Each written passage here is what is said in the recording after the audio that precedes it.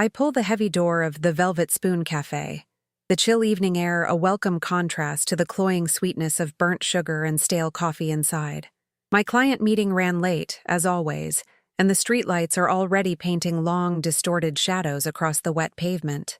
I clutch my laptop bag tighter, the strap digging into my shoulder, and fumble for my car keys, my mind still replaying design mock-ups and client feedback.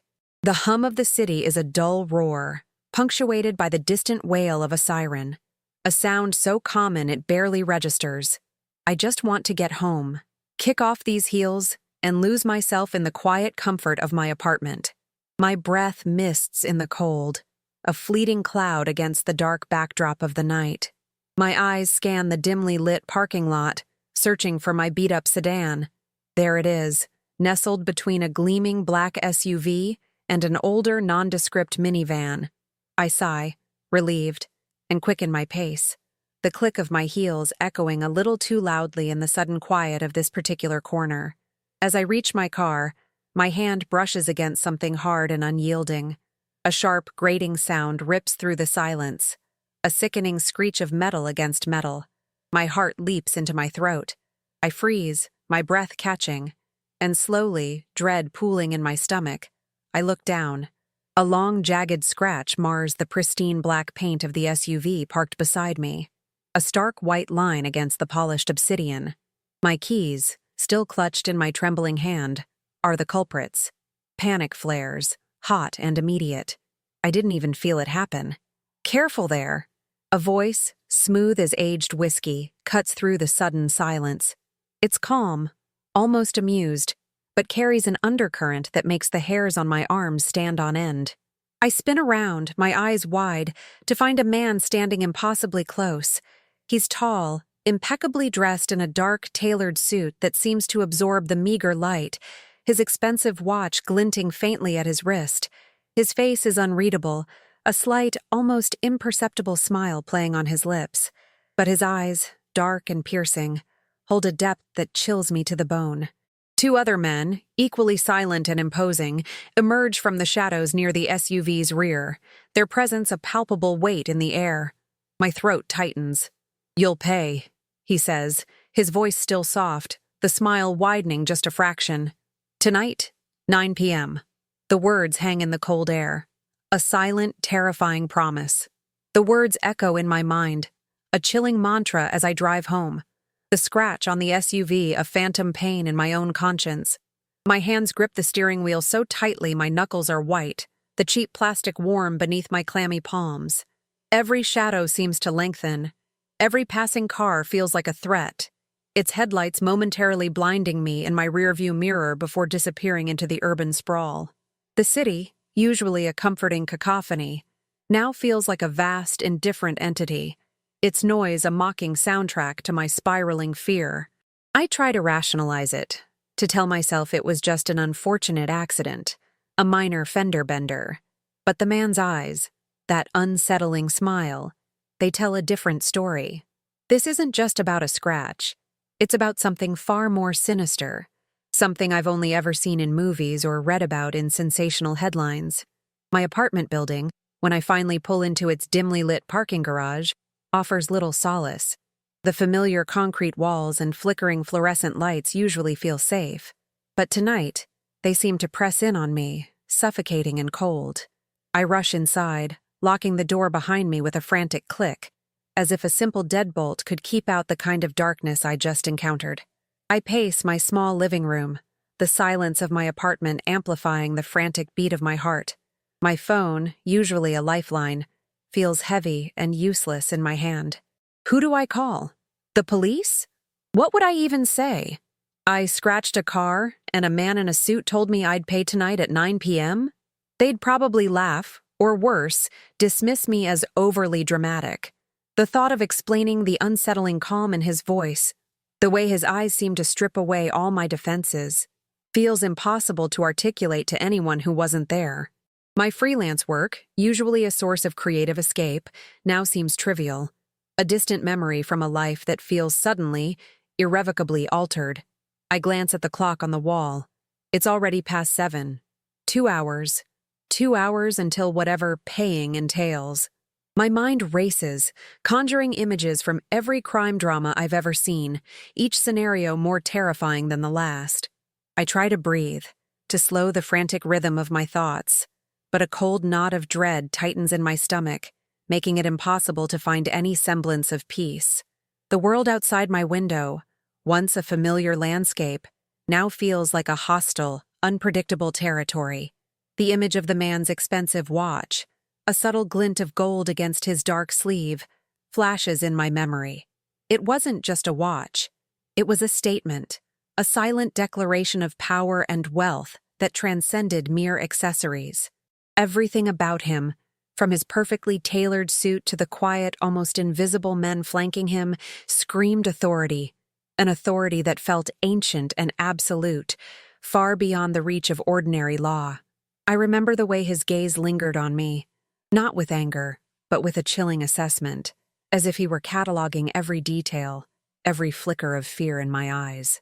It wasn't a threat delivered in a fit of rage. It was a calm, calculated pronouncement, a promise that he fully intended to keep. This wasn't a random encounter with an angry car owner.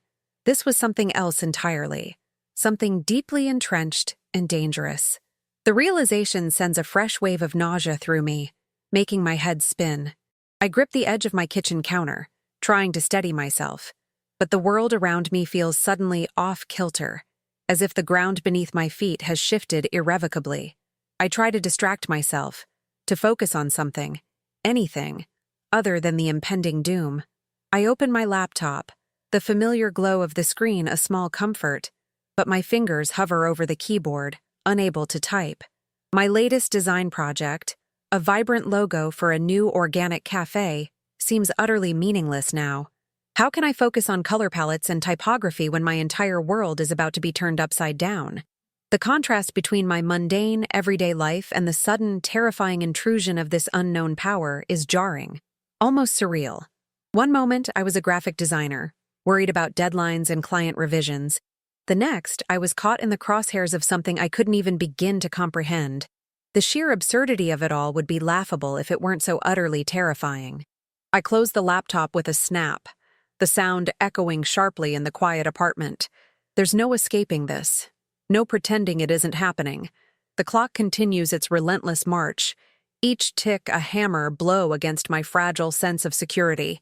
My gaze drifts to the window, the city lights twinkling like distant, indifferent stars. I live on the third floor, high enough to feel a sense of detachment from the street below, but tonight, that distance feels like a vulnerability. I imagine the black SUV, perhaps already parked somewhere nearby, its occupants watching, waiting. The paranoia is a suffocating blanket, wrapping around me, making it hard to breathe. I pull the blinds shut with a decisive tug, plunging the room into a deeper, more oppressive gloom. It's a futile gesture, I know, a childish attempt to hide from something that has already found me, but it offers a momentary illusion of control. The silence in the apartment becomes a living thing, heavy and expectant, filled with the unspoken threat of what 9 p.m. might bring. Every creak of the building, every distant car horn sends a jolt of adrenaline through me, tightening the knot of fear in my chest. I feel utterly alone, adrift in a sea of uncertainty, with no anchor to hold on to. A sudden, sharp ring of my doorbell makes me jump, a strangled cry escaping my lips. My heart pounds against my ribs, a frantic drumbeat against the silence. It's not 9 p.m. yet. Who could it be? I creep towards the door, my bare feet silent on the wooden floor, every nerve ending screaming. I peer through the peephole, my eye pressed against the cold metal. It's just my neighbor, Mrs. Henderson, a sweet elderly woman who often brings me homemade cookies. She's holding a plate, a hopeful smile on her face. Relief washes over me, so potent it almost makes my knees buckle, quickly followed by a wave of shame for my irrational fear. I open the door, forcing a smile, my voice a little shaky as I thank her for the cookies.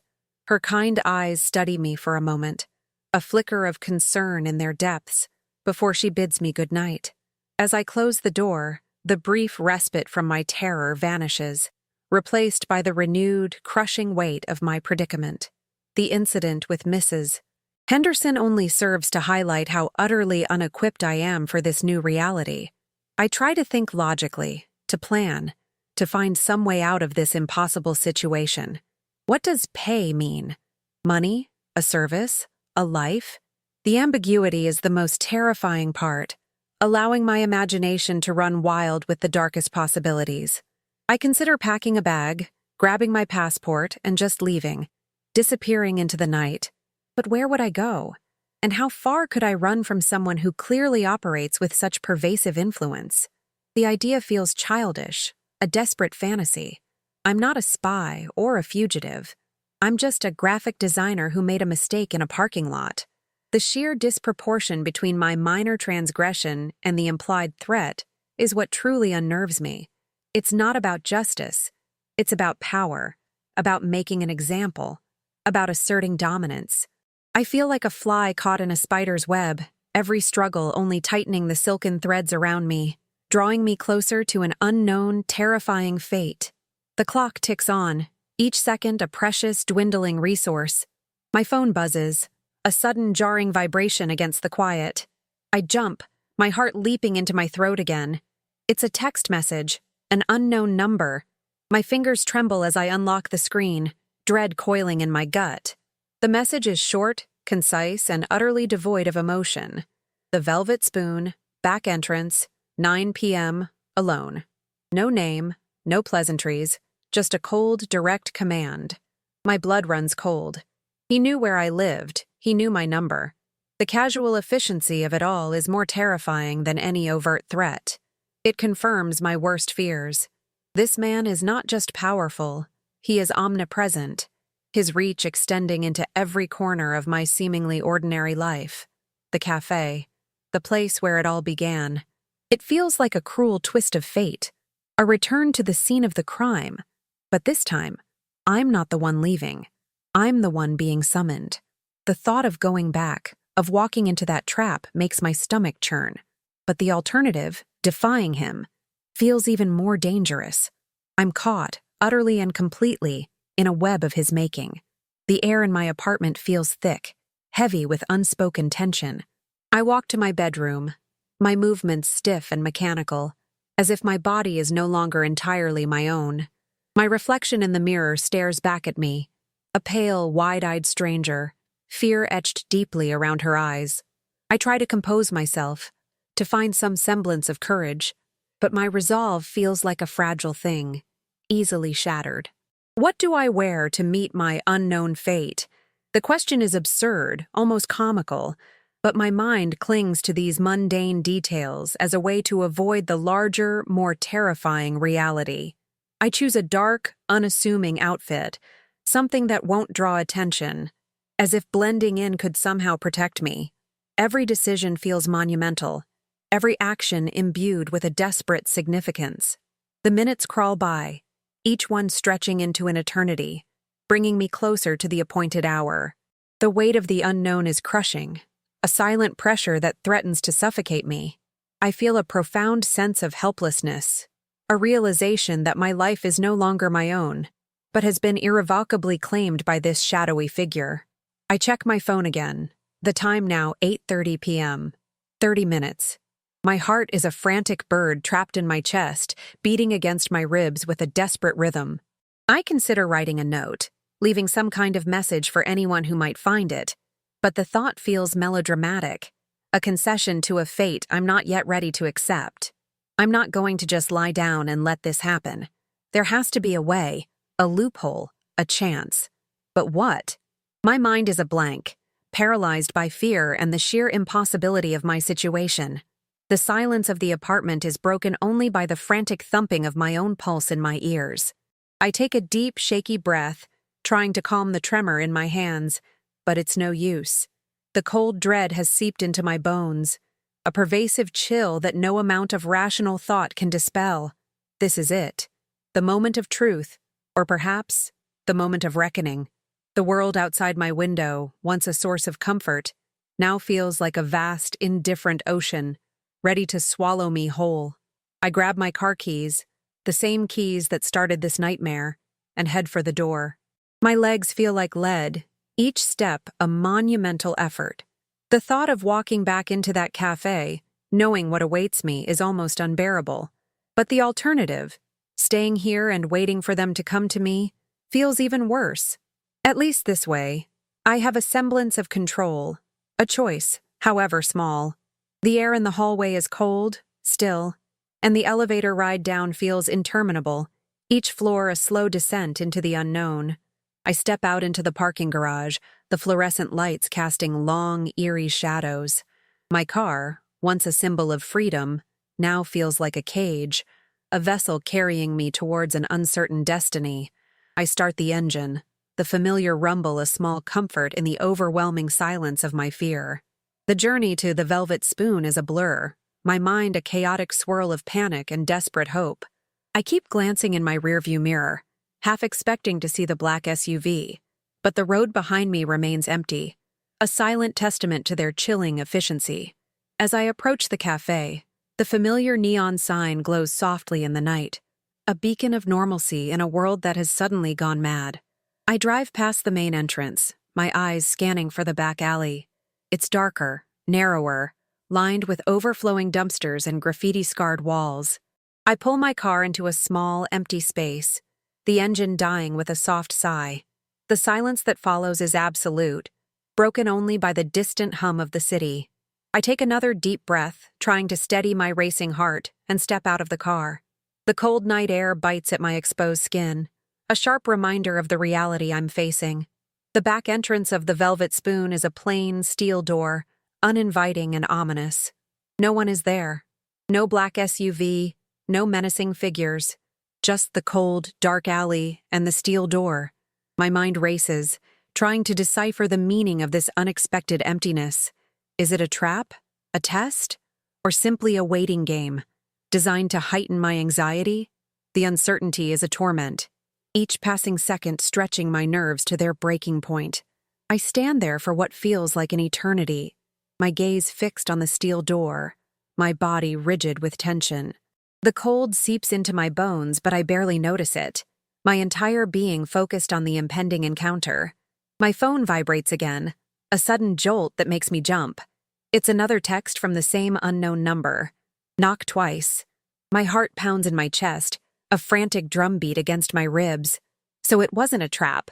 It was a command, a precise instruction. The level of control they exert is chilling, leaving no room for error or deviation. I take a deep, shaky breath, trying to steady my trembling hand, and raise my fist to the door. The metal feels cold and unyielding beneath my knuckles. I knock twice, the sound echoing loudly in the quiet alley, a signal sent into the unknown. The silence that follows is deafening, stretching for what feels like an eternity, each second amplifying my fear. Then, with a soft click, the door slowly, silently, swings inward, revealing a sliver of darkness beyond. I hesitate for a moment, my mind screaming at me to run, to turn back, to escape this nightmare. But the thought of defying them, of facing the unknown consequences of disobedience, is even more terrifying. I push down the rising panic, forcing myself to take a step forward into the darkness. The air inside is heavy, stale, carrying the faint scent of old coffee and something else, something metallic and vaguely unsettling. The door closes behind me with a soft thud, plunging me into near-total darkness. My eyes struggle to adjust, but I can make out the faint outlines of what appears to be a storage room, filled with stacked boxes and discarded equipment. A single bare bulb hangs from the ceiling in the distance, casting a weak yellowish glow that barely penetrates the gloom. My heart is a frantic bird, fluttering wildly in my chest, as I stand there, utterly alone, surrounded by shadows, waiting for whatever comes next. The silence is broken only by the sound of my own ragged breathing, a testament to my overwhelming fear. My eyes dart around the dimly lit room, searching for any sign of movement, any indication of what awaits me. The air is thick with anticipation, a palpable tension that makes my skin crawl. I can feel the cold sweat trickling down my back, a stark contrast to the sudden heat that flares in my cheeks. Every shadow seems to hold a hidden threat, every creak of the old building amplifying my paranoia. I try to remember the man's face, his calm demeanor, his unsettling smile, but the details blur in my mind, replaced by a generalized sense of dread. This is it, the moment I've been dreading, the culmination of a simple accidental scratch. The absurdity of it all is almost comical, if it weren't so utterly terrifying. I'm a civilian, a graphic designer, caught in a world I don't understand. A world that operates by its own brutal, unspoken rules. The thought of my quiet apartment, my mundane life, feels like a distant dream, a fragile memory from a time before this nightmare began. I am utterly alone, vulnerable, and completely at the mercy of forces I cannot comprehend. A sudden, soft click breaks the silence, and a door I hadn't noticed before, tucked away in a shadowed corner, slowly opens.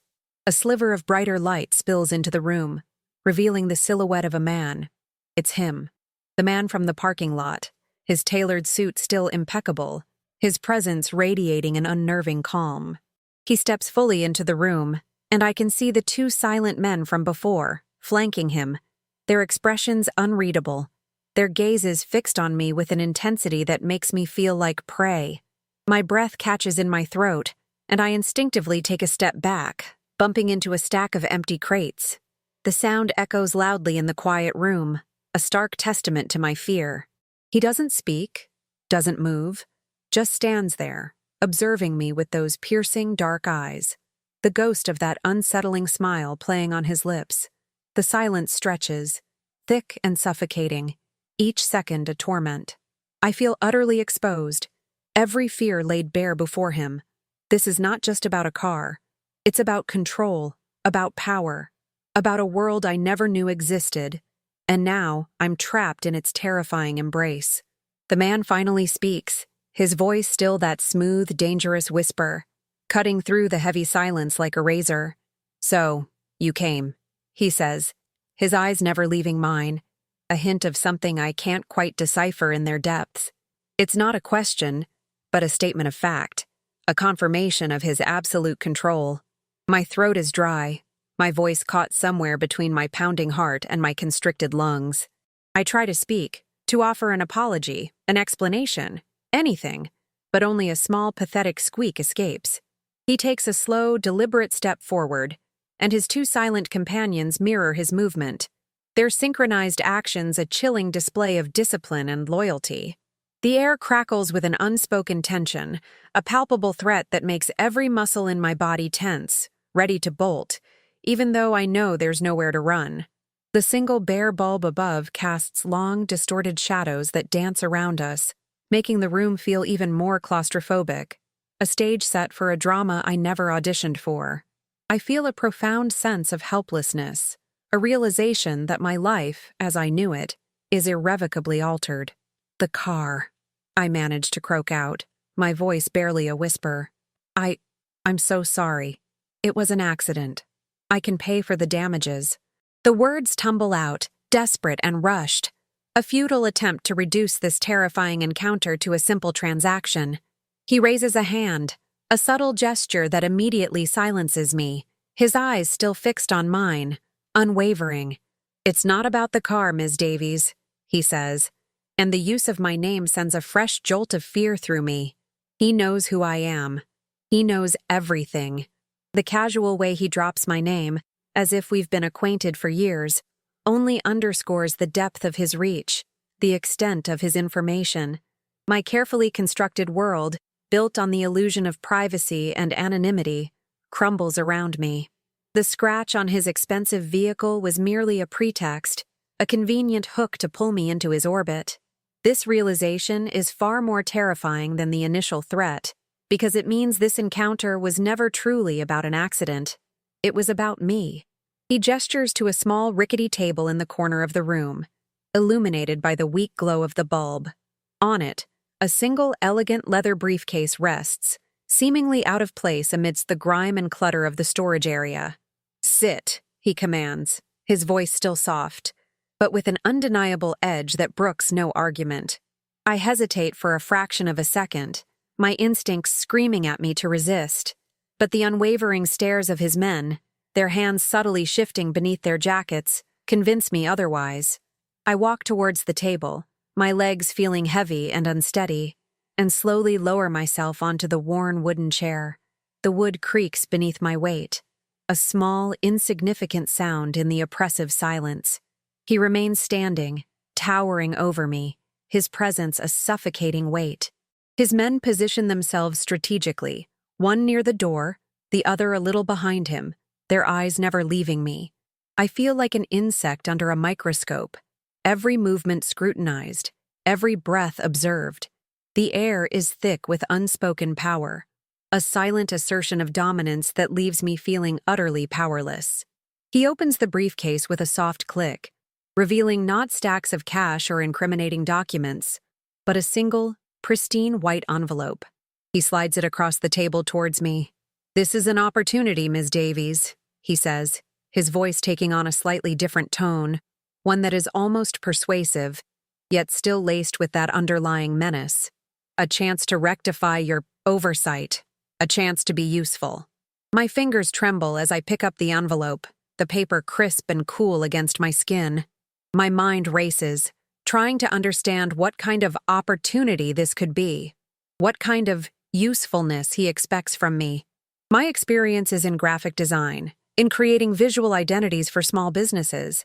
How could that possibly be of value to a man like him?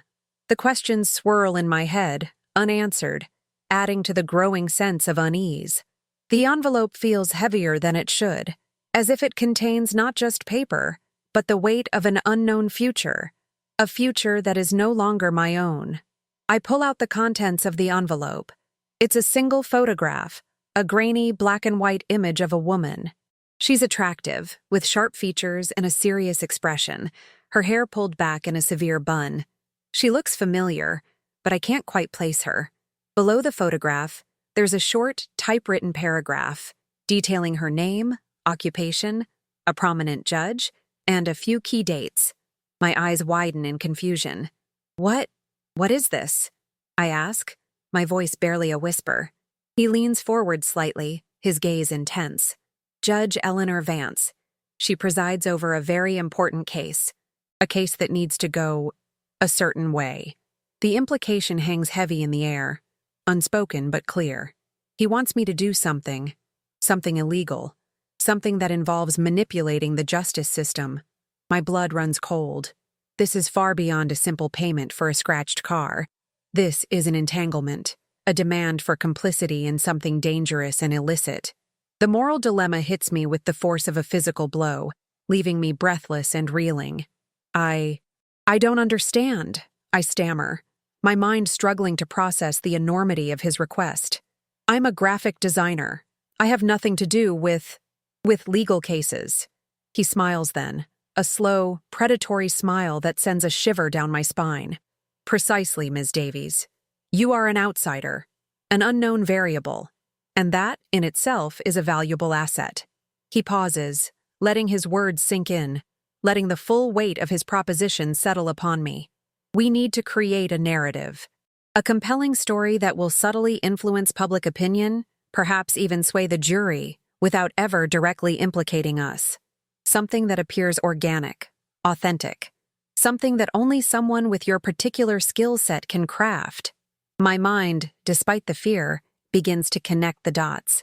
He wants me to use my design skills, my ability to create visual stories, to manipulate perception. The thought is both horrifying and, in a twisted way, intellectually intriguing, a dark challenge to my creative abilities. He continues, his voice a low, persuasive murmur. "We have information, Ms. Davies. Information about Judge Vance. Things that, if presented correctly, could cast doubt on her impartiality, her integrity. Not outright lies, mind you, but carefully curated truths, presented in a way that creates a specific impression." He gestures towards the photograph. "Your task would be to take this information, these fragments of truth, and weave them into a series of compelling visual stories. Social media campaigns, anonymous blog posts, perhaps even a carefully placed documentary-style video. Something that spreads like wildfire, subtly shifting the narrative without anyone ever tracing it back to us. You are a content creator, are you not? A storyteller?" The question hangs in the air, a direct challenge to my professional identity, twisting my passion into a tool for his illicit agenda. The moral implications are staggering, a heavy weight pressing down on my conscience. My mind races, weighing the options, or rather, the lack thereof. Refusal is clearly not an option. The silent men, the chilling calm of their leader, make that abundantly clear. Compliance, however, means crossing a line I never imagined I would even approach, becoming complicit in a scheme that could have far-reaching, devastating consequences. I think of my quiet life, my small apartment, my freelance clients, all of it so fragile, so easily shattered. The thought of being dragged deeper into this shadowy world, of becoming a pawn in their dangerous games, fills me with a profound sense of despair. But the alternative, the unspoken threat of what happens if I say no, is a paralyzing fear that overrides all other considerations. I am trapped, caught between a rock and a hard place, forced to make a choice that will forever alter the course of my life. The air in the room feels heavy, suffocating, as I grapple with the impossible decision. What happens if I refuse? I ask, my voice barely audible, a desperate plea for clarity, for some understanding of the boundaries of this terrifying proposition. His smile vanishes, replaced by an expression of cold, unyielding resolve. Refusal, Ms. Davies, is not a concept we entertain. You have already chosen your path the moment your keys met my car. Now, you simply choose how you walk it. His words are a hammer blow, crushing any lingering hope of escape. There is no negotiation, no plea that will sway him. I am already in. The realization settles over me with a chilling finality, a cold, hard truth that leaves me feeling hollowed out and utterly defeated. The moral dilemma is no longer a choice, but a forced compliance, a surrender to a power far greater than my own. My life, once a tapestry of my own making, now feels like a thread being pulled into a larger, darker design, one I have no control over. He slides a small burner phone across the table towards me, its screen dark and unassuming. This will be your only means of communication with us. It's secure. You will receive instructions, materials, and deadlines through this device. Do not use your personal phone for anything related to this task. Do not speak of this to anyone. Not a friend, not a family member, not a colleague. Your silence is paramount. Your discretion is your survival. The rules are clear, concise, and absolute, leaving no room for misinterpretation. The phone feels cold and alien in my hand, a symbol of my new, terrifying reality, a direct link to the shadowy world I've been unwillingly pulled into. The weight of the secret, the burden of this forced complicity, settles heavily on my shoulders, a suffocating cloak that separates me from everyone I know, everyone I love. I am now an unwilling participant, a silent conspirator, bound by fear and the chilling promise of consequences. My mind races, trying to find a way to navigate this treacherous path, to survive this ordeal without losing myself entirely. I am a graphic designer, not a criminal, not a manipulator. But the line between those identities feels increasingly blurred, erased by the overwhelming force of his will. I look at the photograph of Judge Vance again, her serious expression now taking on a new, more complex meaning. She is not just a target. She is a person, with a life, a reputation, a career that I am now tasked with subtly undermining. The weight of that responsibility, the ethical implications of my actions, press down on me, a heavy burden on my conscience. How do I do this without completely compromising my own values? How do I create these narratives without becoming the very thing I despise? The questions are rhetorical, unanswerable in the face of such overwhelming coercion. I am forced to play a game I don't understand, with rules I didn't set, and the stakes are higher than anything I've ever imagined. You will begin immediately, he states, his voice firm, leaving no room for delay or hesitation. The first set of materials will be sent to the phone by morning. We expect results. Timely, effective results. He stands up, a signal that the meeting is concluded, his two men once again mirroring his movement. The briefcase on the table is snapped shut with a decisive click. Remember, Ms. Davies, he adds, his eyes holding mine. Loyalty is the foundation of our... enterprise, and disloyalty has severe repercussions. The word repercussions hangs in the air, a chilling, unspoken threat that leaves no doubt about the gravity of my situation. I nod, unable to speak, my throat tight with fear and a burgeoning sense of despair. My life, once predictable and safe, has been irrevocably hijacked, twisted into a dark parody of its former self. I am no longer just a graphic designer. I am a tool, a pawn, in a game I never wanted to play. He turns and walks towards the door he entered through, his men following silently, their movements fluid and efficient. The door closes behind them with a soft click, plunging the storage room back into a deeper, more oppressive gloom. I am left alone, sitting at the rickety table, the burner phone cold and heavy in my hand, the photograph of Judge Vance staring up at me from the worn wooden surface. The silence that follows is deafening, broken only by the frantic pounding of my own heart. My mind is a whirlwind of fear, confusion, and a dawning realization of the impossible task ahead. I am trapped, utterly and completely, in a web of their making, and there is no apparent escape. The cold reality of my situation settles over me, a suffocating blanket of dread. My life has been irrevocably altered, and the path ahead is fraught with danger, moral compromise, and the constant threat of unseen consequences. I pick up the burner phone, its dark screen a mirror reflecting my pale, terrified face. This device, once a symbol of my forced compliance, now feels like a ticking time bomb, a constant reminder of the precariousness of my existence. I clutch it tightly, as if its physical presence can somehow anchor me in this new, terrifying reality.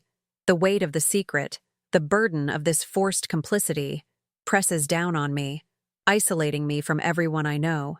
How can I go back to my normal life, pretending everything is fine, when I'm carrying this dark, dangerous secret? The thought of facing my friends, my family, my clients, all of them oblivious to the nightmare I've been dragged into, fills me with a profound sense of loneliness. I am now living a double life, one that is mundane and ordinary, and another that is shrouded in shadows and danger. The contrast is jarring, almost unbearable, a constant reminder of the chasm that has opened beneath my feet. The image of Judge Vance's face from the photograph flashes in my mind. She is not just a name, a target. She is a human being, and I am now tasked with undermining her. The ethical implications of my actions weigh heavily on my conscience, a constant nagging voice in the back of my head. How do I reconcile my professional skills, my creative passion, with the destructive purpose they are now being forced to serve?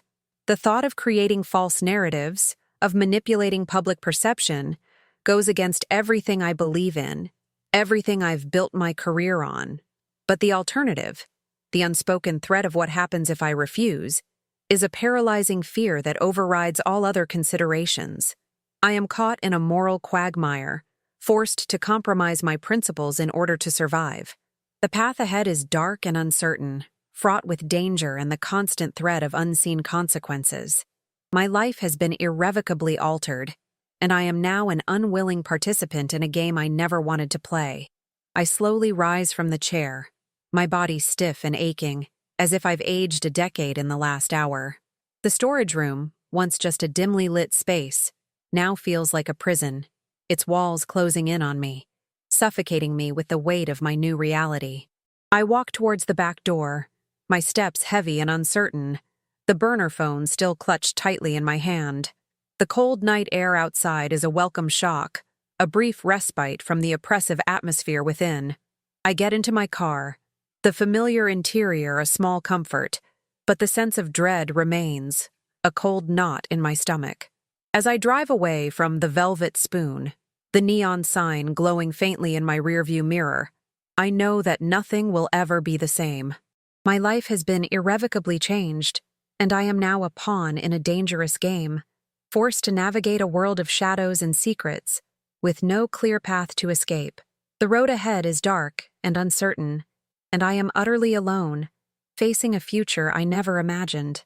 The first set of instructions arrives on the burner phone by dawn, a series of encrypted messages detailing the initial phase of my task. My apartment, usually a sanctuary of creative chaos, now feels like a clandestine operations center, the glow of my laptop screen illuminating the grim reality of my new existence. The messages are precise, cold, and utterly devoid of emotion, outlining the specific narratives I need to construct. They provide fragments of information about Judge Vance, old financial records hinting at questionable investments, a leaked email suggesting a conflict of interest, an anonymous tip about a past relationship that could be spun into a scandal. None of it is outright false, but all of it, when presented with the right framing, could be devastating. My stomach churns as I read through the details, the ethical implications of my actions pressing down on me with suffocating weight. This isn't just graphic design anymore. It's psychological warfare, a subtle campaign of character assassination, and I am the unwilling architect. My fingers hover over the keyboard, a profound sense of dread paralyzing my movements. The task feels monumental, a betrayal of every principle I hold dear. I'm supposed to take these carefully selected truths and twist them, manipulate them, present them in a way that creates a false impression of corruption and bias. The thought of actively participating in such a scheme, of using my creative talents for such a destructive purpose, makes me feel physically ill.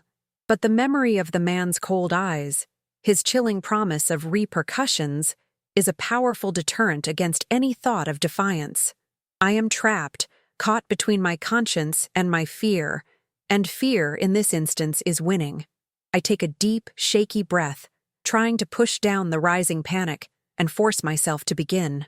The first step, they instruct, is to create a series of anonymous social media profiles, personas that appear to be concerned citizens, independent journalists, or even disgruntled former colleagues. The irony is not lost on me.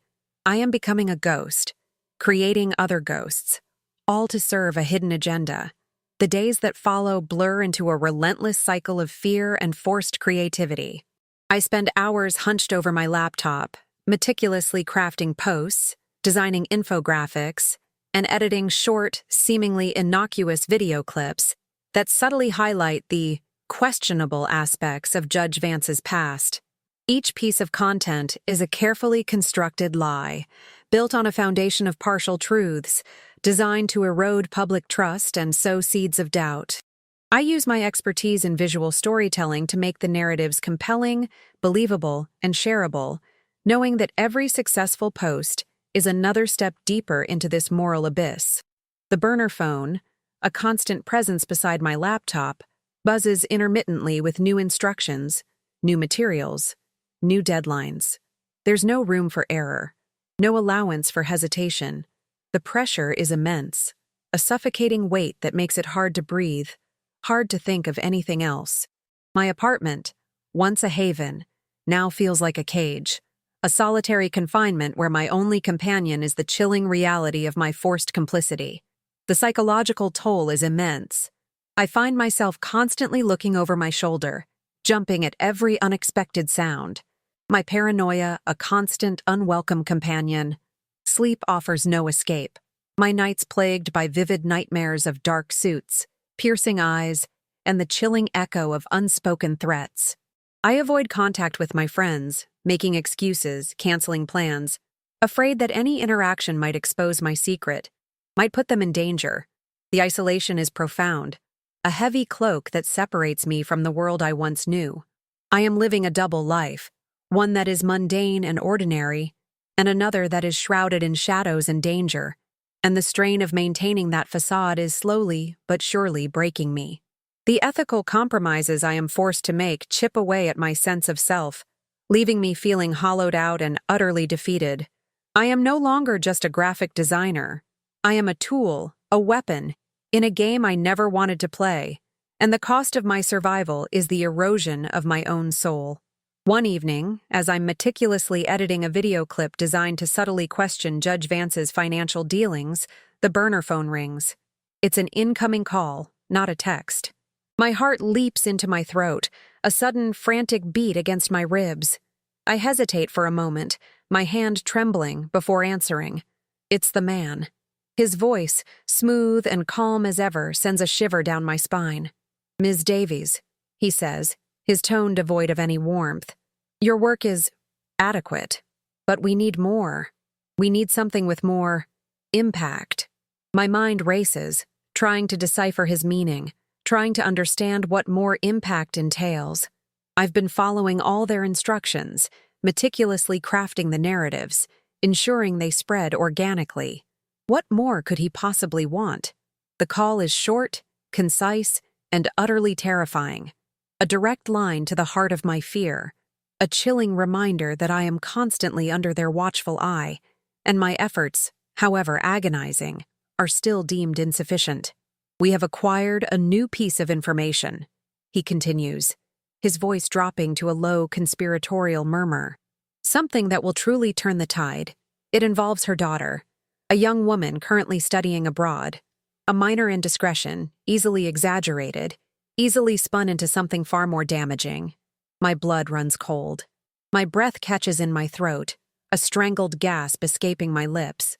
No, I manage to whisper, the word a desperate plea, a raw expression of my moral boundary. Not her daughter. She's innocent. She has nothing to do with this. The thought of dragging an innocent young woman, a child, into this sordid mess, of destroying her reputation for their nefarious purposes, is a line I cannot, will not, cross. The ethical implications are staggering. A violation of every moral code I possess, a betrayal of my own humanity. This is no longer just about manipulating public opinion. It's about destroying a life, and I cannot be a part of it. The man's voice hardens, losing its smooth edge, becoming cold and menacing. Ms. Davies, you seem to misunderstand your position. You are not here to negotiate. You are here to comply. Her innocence is irrelevant to our objectives. Her vulnerability, however, is a powerful lever. His words are a chilling reminder of my powerlessness, of the absolute control he wields over my life. The threat is clear, unspoken, but palpable. If I refuse, the consequences will be severe, not just for me, but perhaps for those I care about. My mind races trying to find a way out, a loophole, a way to protect this innocent girl without sacrificing myself. But there is no escape, no easy answer. I am caught in a moral trap, forced to choose between two unbearable options: betray my conscience or face unimaginable repercussions. The weight of the decision is crushing, a suffocating burden that threatens to break me entirely. I can't, I stammer, my voice trembling, a desperate defiance against the overwhelming force of his will. I won't do it. There has to be another way. Something else I can do. The silence on the other end of the line is deafening, stretching for what feels like an eternity, each second amplifying my fear. Then, he speaks again, his voice dangerously calm, each word a cold, precise strike. Ms. Davies, you have a sister, do you not? A younger sister, studying art in the city, a talented young woman with a bright future ahead of her. My blood runs cold. My heart pounds against my ribs, a frantic drumbeat of pure terror. He knows about my sister. He knows everything. The threat is no longer veiled. It is explicit, direct, and utterly devastating.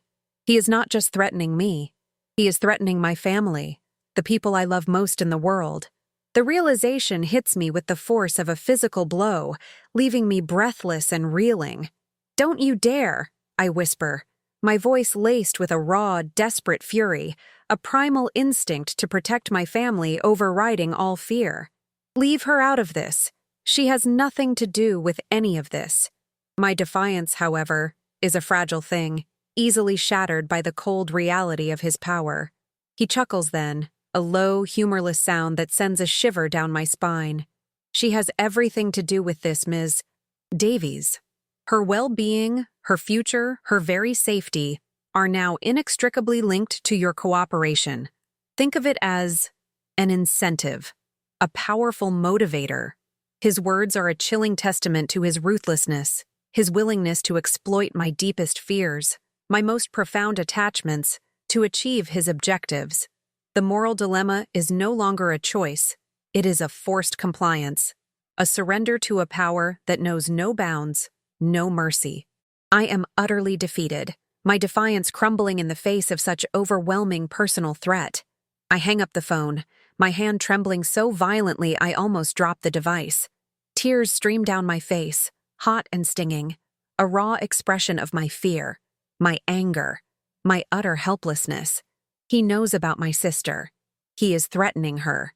The thought of her, innocent and unsuspecting, being dragged into this nightmare because of my actions, because of a simple, accidental scratch, is unbearable.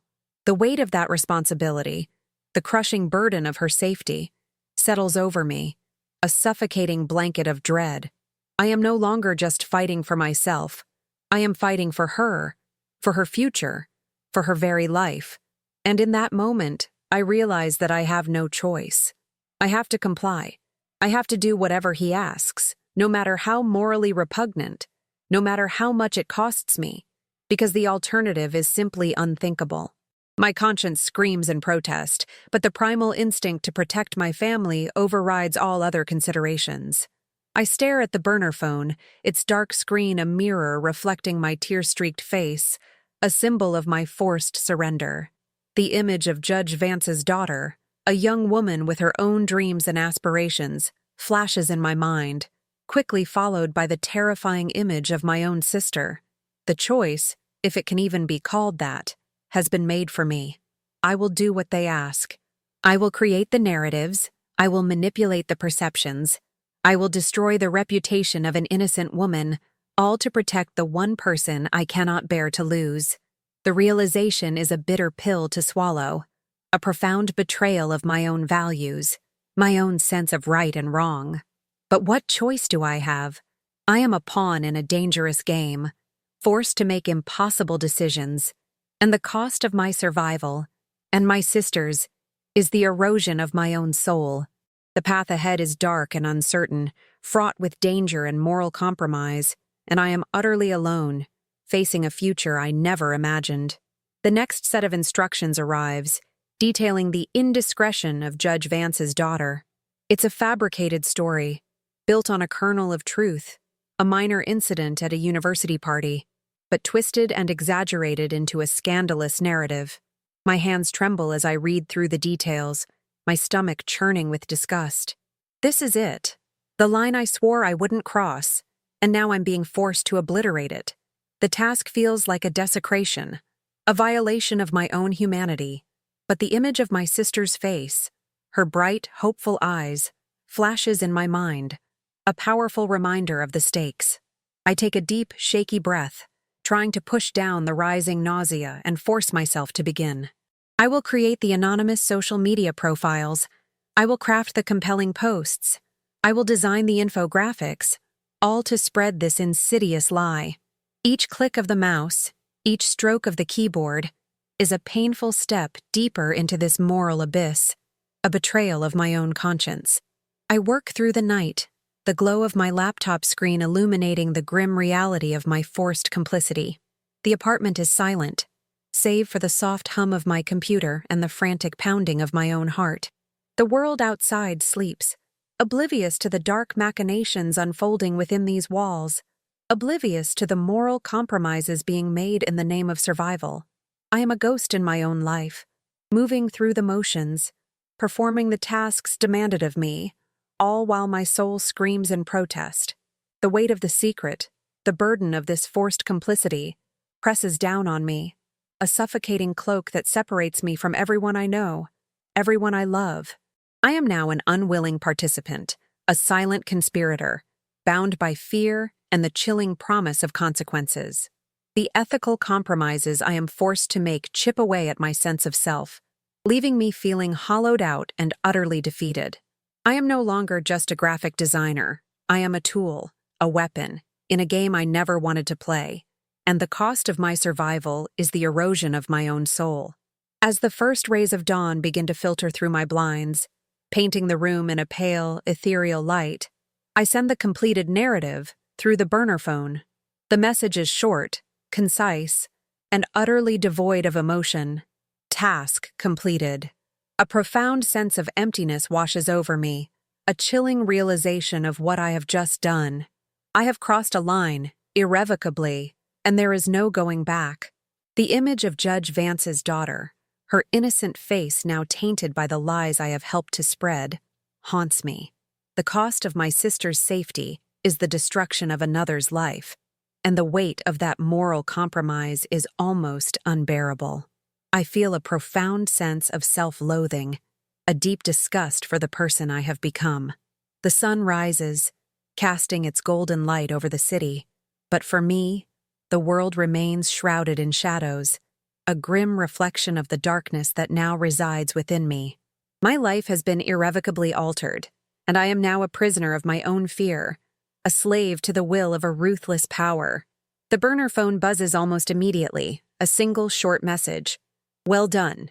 Further instructions will follow. The words are a cold, impersonal confirmation of my forced compliance, a chilling reminder that I am still under their control, still bound by their will. There is no praise, no acknowledgement of the moral agony I have endured, just a simple, unfeeling affirmation of my usefulness. I stare at the screen, the words blurring through my tear-filled eyes, a profound sense of despair settling over me.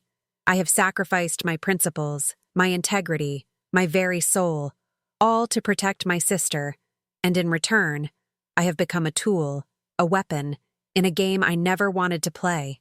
The cost of my survival is the erosion of my own humanity, and the path ahead is dark and uncertain, fraught with danger and moral compromise. I am utterly alone, facing a future I never imagined, a future where I am no longer the person I once was. I collapse onto my couch, the burner phone still clutched in my hand, my body racked with sobs. The tears flow freely, a torrent of grief, fear, and self-loathing. The weight of my actions, the enormity of the moral compromise I have made, is crushing, suffocating. I have crossed a line, irrevocably, and there is no going back. The image of Judge Vance's daughter, her innocent face now tainted by the lies I have helped to spread, haunts me, a constant reminder of the cost of my survival. My sister is safe, for now, but at what price? The question echoes in my mind, unanswered, a tormenting refrain. My life has been irrevocably altered, and I am now a prisoner of my own fear, a slave to the will of a ruthless power. The sun rises, casting its golden light over the city, but for me, the world remains shrouded in shadows, a grim reflection of the darkness that now resides within me. I am utterly alone, facing a future I never imagined, a future where I am no longer the person I once was. Days turn into weeks, each one a monotonous blur of fear, compliance, and a deepening sense of moral decay. The initial wave of panic has settled into a dull, persistent ache, a constant companion that never truly leaves me.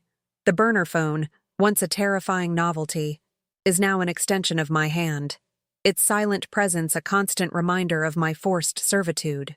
I continue to receive instructions, each one more insidious than the last, pushing me further into the murky depths of their operations. My tasks evolve, moving beyond simple social media manipulation to more complex digital forgeries, creating fake documents, fabricating digital footprints, all designed to bolster their narratives and undermine their targets. The skills I once honed for creative expression are now twisted into tools of deception, each successful fabrication a painful reminder of the person I used to be, the person I am rapidly losing. The weight of my actions, the enormity of the moral compromise, is a suffocating burden that grows heavier with each passing day. The narrative about Judge Vance's daughter spreads like wildfire, fueled by the anonymous profiles and carefully crafted content I created. I watch, horrified, as the online world tears apart an innocent young woman's reputation, fueled by the lies I helped to propagate, the news reports, the outraged comments, the sensational headlines. Each one is a dagger to my conscience, a stark reminder of the destructive power I have unwittingly unleashed. I see her face on news channels, her distraught parents defending her, and a profound sense of guilt washes over me, so potent it almost makes me physically ill. This is the cost of my sister's safety, the price of my own survival. The ethical compromises I've made have left an indelible stain on my soul, a permanent scar that will never truly heal. I am a ghost in my own life, moving through the motions, performing the tasks demanded of me, all while my soul screams in protest. The chasm between who I was and who I am becoming grows wider with each passing day, a terrifying descent into a darkness I never imagined. My interactions with the outside world become increasingly strained. My friends notice my withdrawn demeanor, my sudden evasiveness, the dark circles under my eyes. They ask if I'm okay, if something's wrong, but I can only offer vague excuses, hollow smiles, and a desperate plea for space. The lies pile up, creating an impenetrable wall between me and everyone I care about. The isolation is profound, a heavy cloak that separates me from the world I once knew, from the people who once brought me joy. I am living a double life, one that is mundane and ordinary, and another that is shrouded in shadows and danger, and the strain of maintaining that facade is slowly but surely breaking me. The fear for my sister's safety is a constant, gnawing anxiety, a powerful motivator that keeps me tethered to this nightmare, forcing me to continue my complicity, even as my soul rebels against it. The ethical compromises I am forced to make chip away at my sense of self, leaving me feeling hollowed out and utterly defeated. One afternoon, a new set of instructions arrives on the burner phone, more urgent, more demanding than anything before. They need me to access a secure government database, to plant a fabricated document that will further incriminate Judge Vance and solidify their control over the ongoing case. My heart pounds against my ribs, a frantic drumbeat of pure terror. This is a level of infiltration, a degree of illegality that goes far beyond anything I've done so far. It's a direct attack on the integrity of the state, a profound act of sabotage, and the risks are astronomical. If I'm caught, the consequences will be catastrophic, not just for me, but potentially for my sister. The thought of being imprisoned, of losing everything, of having my sister's life destroyed because of my failure, is a paralyzing fear that overrides all other considerations. I am caught in a terrifying escalation, a spiral into deeper and deeper danger, with no clear path to escape. I stare at the instructions, my mind reeling, trying to find a way out, a loophole, a chance to refuse without triggering their wrath. But the memory of the man's cold threat, his chilling reminder of my sister's vulnerability, is a powerful deterrent against any thought of defiance. I am trapped, utterly and completely, in a web of their making, and the threads are tightening around me, suffocating me with the weight of my forced complicity. The ethical implications are staggering, a profound betrayal of my own values, my own sense of right and wrong. But what choice do I have?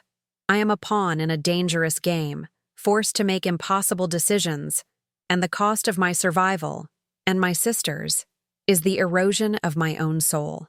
The path ahead is dark and uncertain, fraught with danger and moral compromise, and I am utterly alone, facing a future I never imagined. The pressure is immense, a suffocating weight that makes it hard to breathe, hard to think of anything else. I spend hours researching, using my limited knowledge of cybersecurity and my intuitive understanding of digital systems to find a way to access the database without leaving a trace.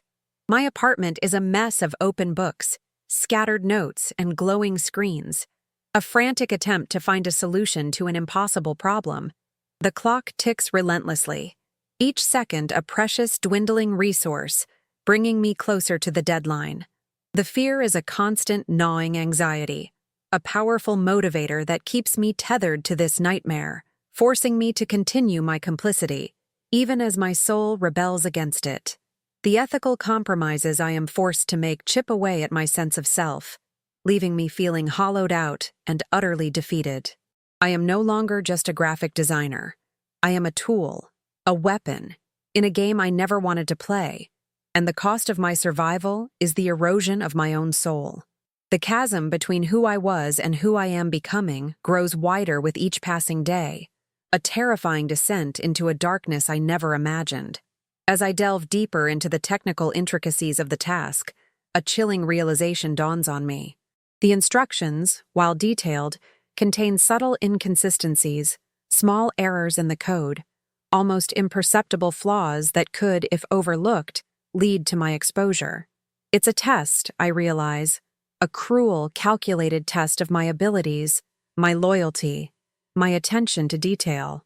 They are not just demanding compliance, they are demanding perfection, knowing that any mistake could be fatal. The thought sends a fresh wave of terror through me, but also a flicker of something else, a spark of defiance, a desperate urge to outsmart them, to prove that I am not just a pawn, but a player, however unwilling. The stakes are higher than ever, and the game has just become infinitely more dangerous. I am no longer just following orders. I am navigating a minefield, where every step could be my last, and the only way to survive is to be smarter, faster, more cunning than my tormentors. I meticulously correct the flaws in their instructions, patching the vulnerabilities, strengthening the code, ensuring that the fabricated document will be planted without a trace, without any possibility of being traced back to me. It's a dangerous gamble, a silent act of rebellion, but I know that if I simply follow their flawed instructions, I will be exposed, and my sister will pay the price.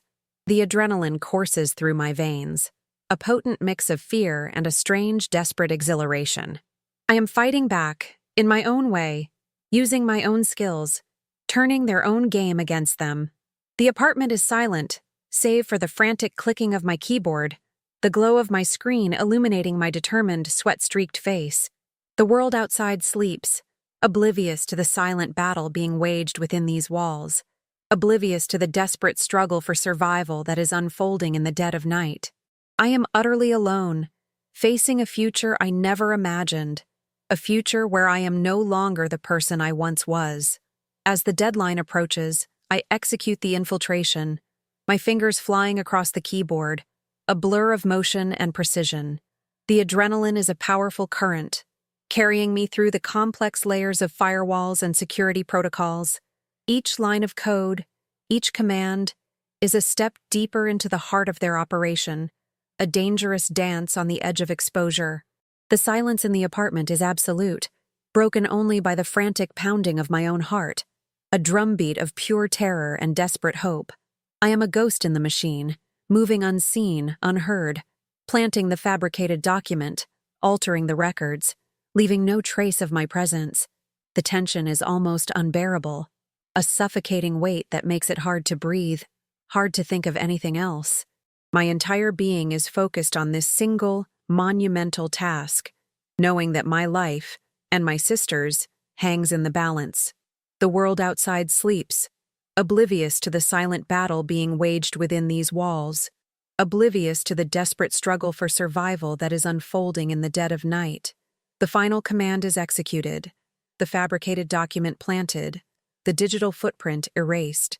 I lean back in my chair, my body trembling, my mind reeling from the intensity of the experience. A profound sense of exhaustion washes over me, a bone-deep weariness that settles into every fiber of my being. I have done it. I have completed the impossible task, navigated the minefield, and survived. But the victory is hollow, tainted by the moral compromises I have made, the ethical lines I have crossed. The burner phone buzzes almost immediately, a single short message. Excellent work. You are proving valuable. The words are a cold, impersonal confirmation of my forced compliance, a chilling reminder that I am still under their control, still bound by their will. There is no praise, no acknowledgement of the moral agony I have endured, just a simple, unfeeling affirmation of my usefulness. I stare at the screen, the words blurring through my tear-filled eyes, a profound sense of despair settling over me. The aftermath of the infiltration is a strange mix of relief and a deepening sense of dread. I have proven my worth, demonstrated my value, but at what cost? The ethical compromises I have made have left an indelible stain on my soul, a permanent scar that will never truly heal. The image of Judge Vance, her career now irrevocably damaged by the lies I helped to spread, haunts me, a constant reminder of the cost of my survival.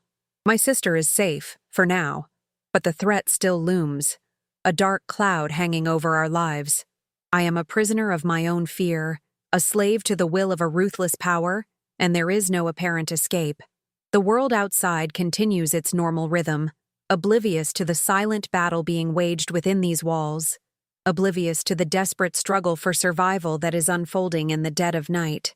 I am utterly alone, facing a future I never imagined, a future where I am no longer the person I once was. My apartment, once a sanctuary, now feels like a gilded cage, a place where I am forced to perform the bidding of my unseen masters.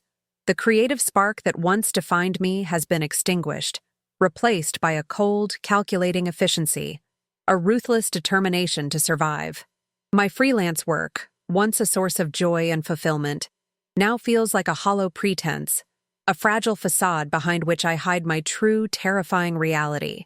I avoid contact with my friends, making excuses, canceling plans, afraid that any interaction might expose my secret, might put them in danger. The isolation is profound, a heavy cloak that separates me from the world I once knew, from the people who once brought me joy. I am living a double life, one that is mundane and ordinary, and another that is shrouded in shadows and danger, and the strain of maintaining that facade is slowly but surely breaking me.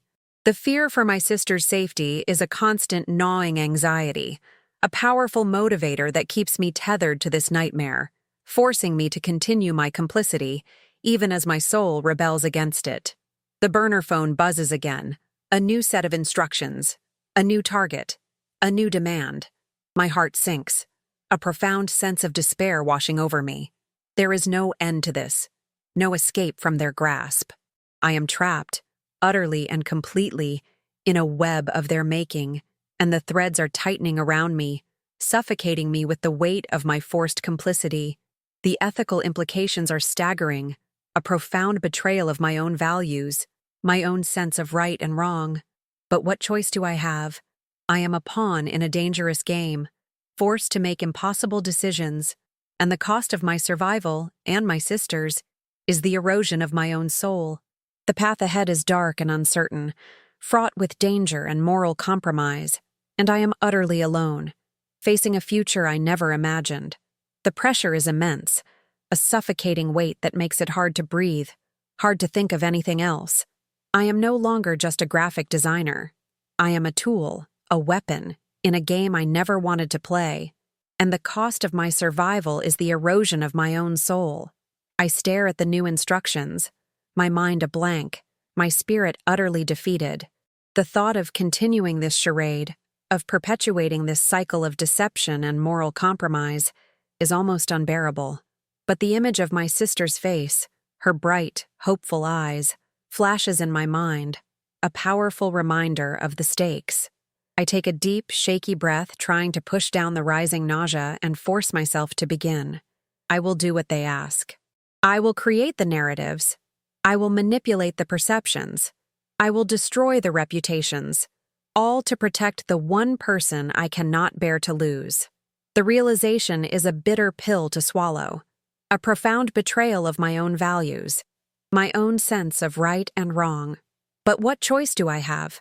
I am a pawn in a dangerous game, forced to make impossible decisions, and the cost of my survival, and my sister's, is the erosion of my own soul.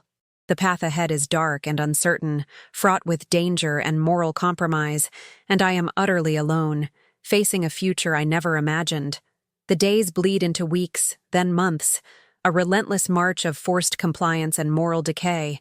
I become a master of deception, my skills honed by fear and necessity, my conscience slowly hardening against the constant barrage of ethical compromises. The initial guilt and self-loathing never truly disappear, but they recede into a dull background hum, replaced by a cold, calculating efficiency. I am no longer the person I once was, the freelance graphic designer with a passion for creative expression. I am a shadow, a ghost, an instrument of their will, moving through the world with a carefully constructed facade of normalcy, while beneath the surface, a dark and dangerous game unfolds.